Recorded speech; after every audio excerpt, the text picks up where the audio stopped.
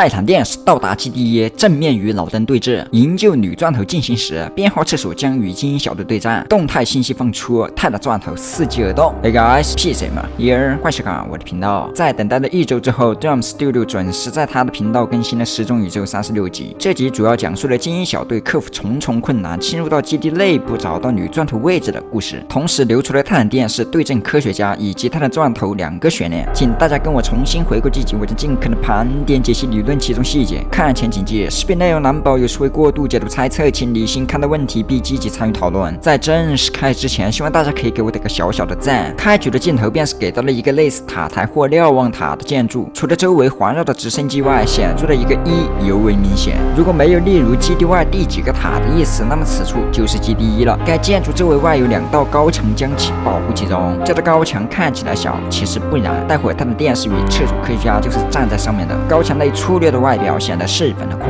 旷，看样子要对其原作了。基地可能依然在地下或深山之中，这个建筑可能是入口之一。此时地板开始震颤，地下有人在作业。根据之前的剧集判断，能快速挖洞的大钻头和龟壳钻头已经在灭族之战中领河油了，所以不难看出这是泰坦钻头。由于视角比较高的原因，看起来比较小。此前问答中提到泰坦钻头一直在基地外的地里活动，那这一幕相当于给予回应了。我们已经得知的是，泰坦钻头为了确保女钻头的安危，在被迫之下答应阿尔法覆灭失踪基地。完成了这一项壮举后，他便消失了，差一点就相隔10集。此时终于有了动静，他的电视出现了。他在之前与厕所科学家的战斗中追击而来。如果不是泰坦电视预判的预判，显然他在使用黑暗的精通程度上高于厕所科学家，比之更先到达基地1。当然，也不排除另一种可能，他俩来的方向并不一致，可能厕所科学家先到达了，并在基地内做好了一些安排。待泰坦电视到达后，他又再次出击。泰坦电视一来就打完了瞭望塔，随后厕所科学家到来，2人对峙，双方拉枪上膛。随着泰坦电视扬言你的时期到了，战斗即将上演。但不是这集，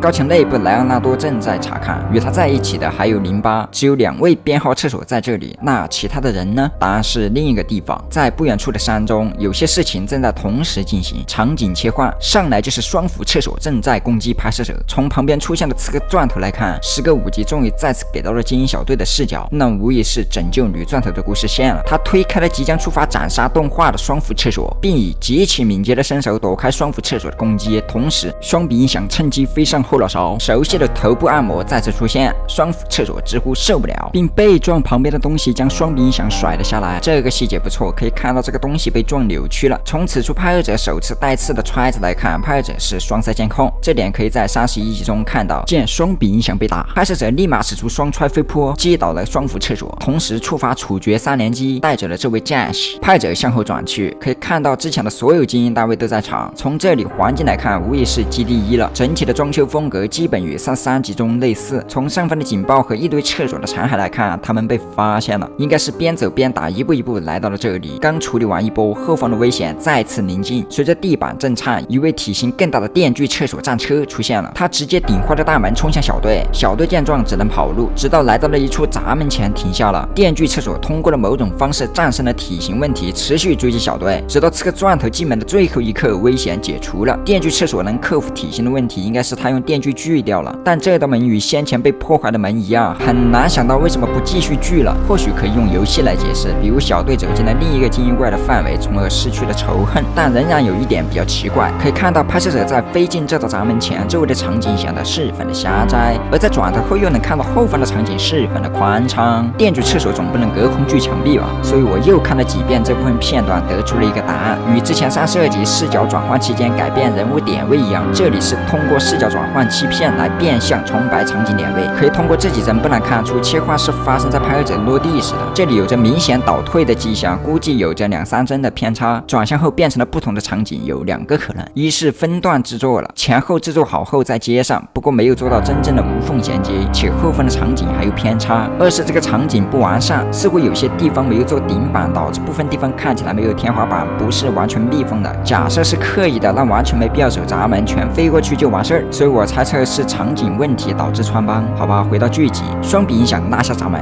又是你，不过这次等人了。女电视使用晨光烧毁了控制门的设备，众人继续前进。很快出现了个守关大将，从它的外观不难看出，这是之前在生产车间展示过的改装单位，十分的强力。上来就是激光眼扫射，不过这个钻头身手手太秀了，一个倒转飞旋打动了特种厕所的攻击，不愧是处女钻头外的最强小型单位。特种厕所面对苍蝇一般的刺客钻头，打又打不着，摸又摸不到。双臂音响飞行靠近，试图剃头，但被拿捏了。之所以是双臂音响，因为女音响在后面摸鱼。随后拍者投掷揣子，击中了特种厕所的灵眸。作为反击，使出了电锯，但拍者使用揣子抵挡。这揣子面对巨大的电锯，竟能扛下，可以说十分的坚硬，哪怕是钢铁做的也该断了吧。这个钻头趁机使用波斯剑断其右掌，随后女监控补上激光炮，持续压制特种厕所。在31集中，他的武器还是枪来着，不知道什么时候升级的，这很难猜测。女监控持续输出时，激光炮的角度也没改变，自走型光束，回合制攻击。轮到特种厕所了，4发激光抵满，直接发射。好在这个钻头推开了女监控，自己再加之一个翻滚无敌针躲避，随后匆匆往后跑去。拍摄者投掷第2发揣子，致盲了特种厕所，导致开始无规律乱射。此时女失踪出手，时间暂停，枪发出，被定住了。不过从他看枪且再次扣下扳机来看，似乎是没有子弹了。估计在先前我们没有看到的战斗中消耗了不少，那后续的闯关可能更加艰难了。但这个后续再论，请将目光给到我的爱人，他高举双拳的样子十分的可爱，仿佛在说哦耶。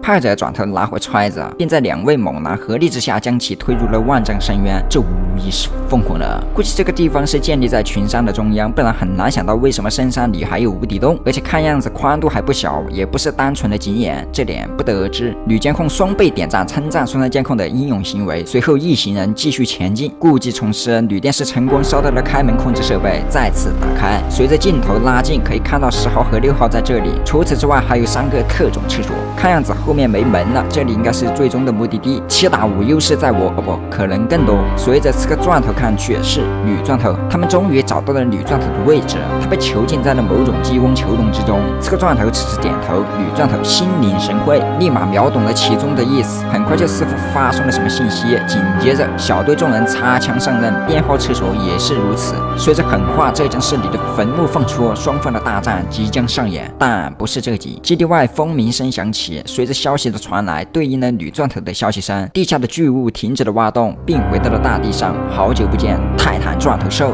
可以看到它的羊角还是断的，这是之前与泰坦电视的交战中掉落。此时它的出现应该距离参战不远了。据 Drum Studio 的回复，他已经得知了女钻头的求救消息，那么就意味着泰坦钻头随时可以加入联盟继续参战。这个活跃在地底的怪兽，我想它可以很容易突破基地在地底设立的防线，其他泰坦可能有着体型的限制难以进入，而地底正是泰坦钻头的天下。那么现在分析一下战况，自穹顶一役，厕所科学家短暂与泰坦们交战后便黑烟匆匆离去，只有拥有相同手段的泰坦电视深入追击，才先一步来到了这里。就此泰坦们分为了4波，第1波追击厕所科学家先来的泰坦电视，一直在守望等待机会的泰坦钻头。第2波因为滞留片刻导致需要解决机械厕所的泰坦监控，以及全新出炉升级后的泰坦音响，他们俩已经在上集表示在来的路上了。第3波那就是至今没有出现的泰坦铅笔，根据之前 Jump Studio 透露，可能会在38集中出现。第4波分身发射到泰坦时钟，他现在没有把核弹危机解决之前，只能持续控制，但不知道需要多久。除此之外，内部的小队战斗，他们如何才能击败3位特种厕所，以及2位看起来实力不俗的编号厕所，并同时分身施救女钻头，成为了现在我最好奇的。或许他的钻头会加入战斗，或许之前在28集点度比赠予的笔会派上用场。这集留下了2个没有得到结果的战前情节，再加上本集的描述，这集是最终之战的开端，所以相当于过渡集和铺垫了，那后续的剧情就很明显了。你也可以将你的想法写在评论区。好了，本期的视频内容到这了，如果你喜欢的话，记得不要忘记点赞关注。我是 Peaceman， 我们下个视频再见。